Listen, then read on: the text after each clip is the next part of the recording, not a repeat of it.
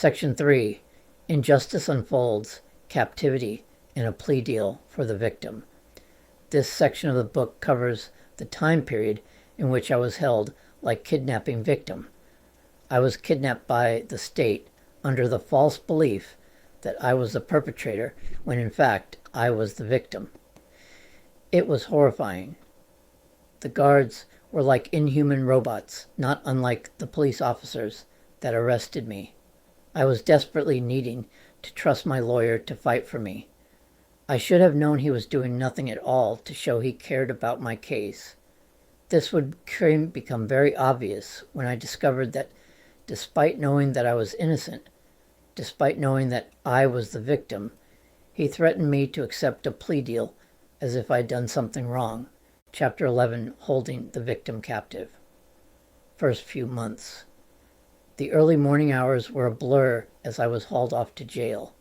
I walked on autopilot, my mind unable to process the reality of what was happening.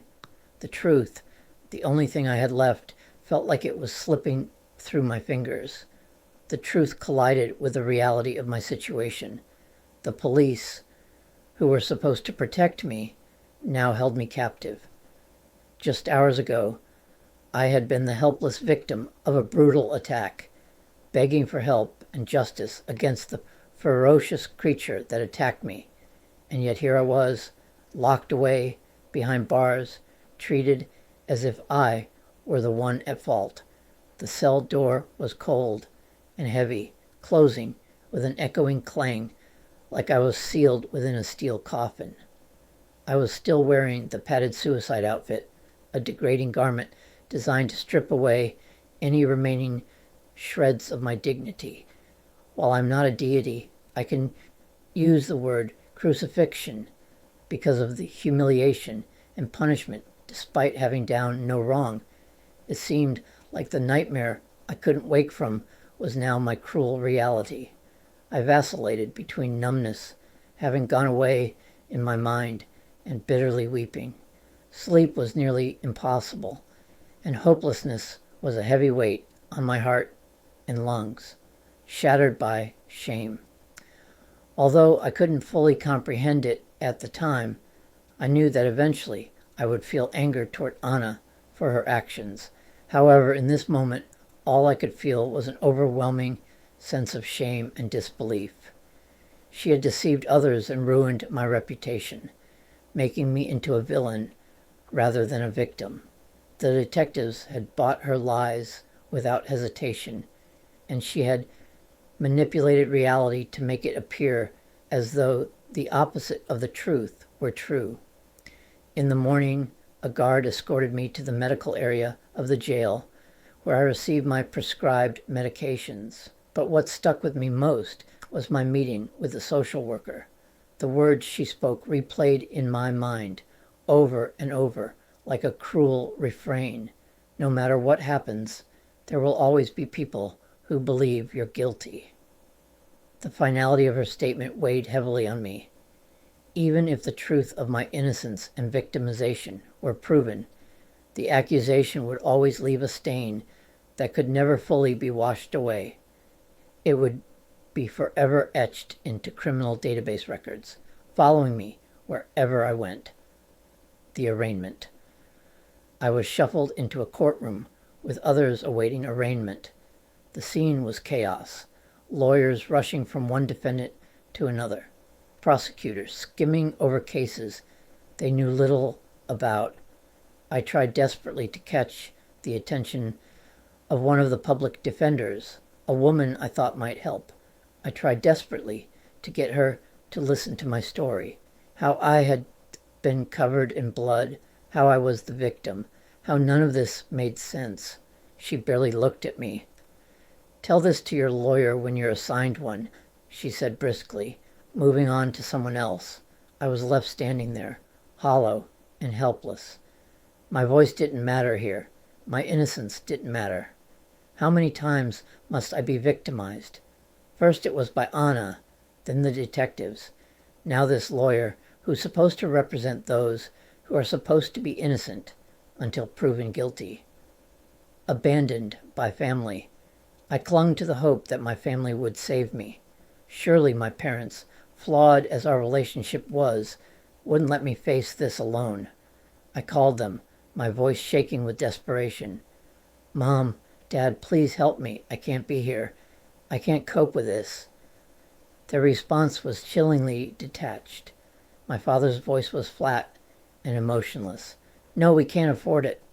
I pleaded, explained the charges, the $75,000 bail, and what this would mean for my future. Nothing moved them. Not my pain, not my fear, not my utter desperation. Even strangers might have shown more compassion than my own family. I thought of the scene in Return of the Jedi where Luke, writhing in agony, cries out, "Father, please help me." Even Darth Vader, a symbol of evil, had been moved to act to save his son. But my family, they left me to rot. Reality versus truth. After returning to the jail, I learned about the reason for the charges against me: kidnapping and second-degree sexual offense. I saw Anna's statement, her lies crafted into a version of events that didn't come close to matching reality. And there were witnesses. They were not in the room after she locked herself inside with me, but they would have seen and heard enough. She claimed I had pulled door into my room and attacked her, but none of it made sense. Witnesses saw her enter willingly. The layout of my apartment didn't match her story. The physical evidence, my blood covering the room, contradicted her every word, and yet none of that seemed to matter. In jail, the truth was meaningless. Reality was what the system decided it to be, and that narrative would replace the truth. The weight of fear. I found myself surrounded by dangerous individuals, people who had committed violent crimes, when I unexpectedly encountered a man who had been on death row. In an eerie twist of fate, I had crossed paths with his cellmate's sister years earlier, back when I worked as a social worker 3, essentially a therapist, at the mental health center in Duplin County. This man, now sitting across from me at Durham County Jail, was here for a new trial. Somehow I discovered that his former cellmate had been none other than Johnny Street Parker. In the tight-knit community of Clinton, North Carolina, news traveled fast. Everyone knew someone. I remembered the day Johnny Parker's sister walked into my office, her shoulders slumped, oversized sunglasses hiding her face like a shield. Her shame was palpable. Her brother had, according to what I had read, brutally murdered a man with an axe. The crime, linked to drugs, was gruesome. The victim, who was gay, had been mutilated.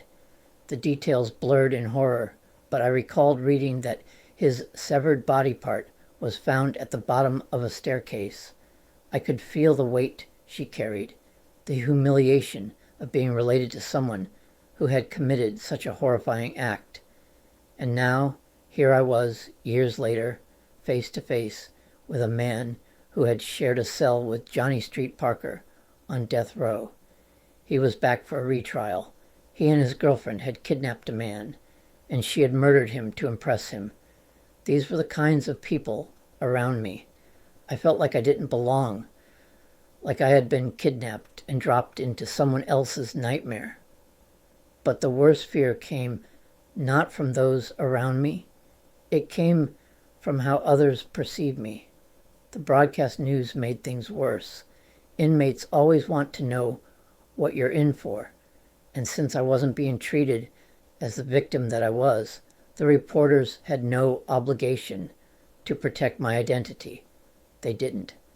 How much more insanely terrifying could a story get? Reporters usually protect the identity of a victim, even when the so-called victim is actually the perpetrator. But because I was falsely assumed to be the predator, no one protected me. They reported on the case, referring to Anna as a girl, as if she were some innocent child, rather than a 26-year-old woman. The narrative cast her as helpless, and me as the threat. And in jail, the words Sexual offense carry enormous weight. It marked me. It painted a target on my back. I tried to explain the truth to a few inmates. I was still in shock. One of them finally spelled it out for me. "We have to protect you." The news made it sound like you hurt a kid. Had they not believed me, I might have been attacked. Some inmates understood what was really going on. They shielded me, but the fear never left. The truth had been turned completely upside down, and I was left to live in the wreckage of that reversal. Reflections. As I sat alone in my cell, my mind was a storm of conflicting thoughts. I had never been in a fight, not once. Yet here I was, caught up in a situation based on a lie. I had used a punching bag before, for exercise and to manage stress, imagining scenarios where I stood up for myself.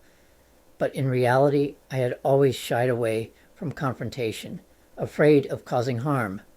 Memories of living with Lynn came flooding back, along with the times I hit the bag after an intense argument. Lynn would often follow me, insisted. "I am not done talking," as she entered the garage. My reaction was always the same, immediately halting my punches, driven by an instinct that occurred faster than conscious thought, terrified of even the slightest chance of hurting her. Unimaginable. Of course, I loved her and didn't want to harm her, but the instinct to stop was more profound than love. It was an innate aversion to violence. The same instinctively gentle hands had held Kelta, who was even more fragile than Lynn. I remembered the moment we posed for a photo and Celta began to fall. In a fraction of a second, before my mind could plan, my body moved to catch her without causing harm. The notion of me as someone who could inflict pain was almost laughable, if it weren't so tragically real. And yet it was this very idea that now defined my current predicament, leaving me caught between my peaceful nature and the harsh reality surrounding me. I sat there in that cold, lifeless cell, accused of something that went against everything I had ever stood for. My body was aching, but my mind was spinning. How could this be happening? Memories flickered through my mind like fragments from another life. I remembered Karen, one of the first trauma survivors I had ever helped process the horrors of her past. She had looked at me with that vacant, haunted stare, barely able to speak. I remembered how I had helped her feel safe again, how she had smiled when it was over. That smile meant everything. And now I was being accused of harming someone, yet I knew I was the victim. And in that moment, I began to understand something else, the shame that victims feel, the way shame clings to us, even when it's undeserved, the way it should belong to the person who caused harm, but ends up living in the one who was hurt. I had spent years helping survivors of sexual violence. I knew what real trauma looked like. I had sat with people in their darkest hours, offered them my voice when theirs had been taken. I had walked into the fire with them, not because I had to, but because I wanted to, because someone had to. And now they were calling me dangerous? I couldn't understand it. I couldn't even breathe right. It felt like my past, the truth of who I was, had been erased with a single accusation. So many women are real victims of sexual violence. I had seen it up close. And Anna had targeted me. I couldn't understand it. I couldn't even breathe right. It felt like my past, the truth of who I was, had been erased with a single accusation. Desperation and questions. So many days and nights consisted of me sitting alone in my cell, wondering if I would receive my medications, if I was actually let out of my cell, if the nurse didn't forget, I could ask for a painkiller or a PRN med to ease the pain, physical or otherwise. The mere existence of this ability to request PRN medications for unusual distress was an anomaly in the circumstances that were characterized by indifference. It is an understatement to say that this did not reflect the notion that people are innocent until proven guilty. It may have been good or bad. It's hard to tell. The time when I had a blister that made walking painful. I must have gotten my socks and shoes wet coming from the shower. Eventually, I was taken to see the nurse and given something for the pain, and the blister was treated. Would I ever be free? Would I ever find someone who could love me? Knowing the accusations that would always linger, would anyone see me as more than this false image Anna had created? The questions consumed me. I was writing letters to my assigned lawyer, pouring out my side of the story, hoping anyone, would listen. The waiting felt endless. The truth felt useless. And the system, like my family, seemed intent on leaving me to fend for myself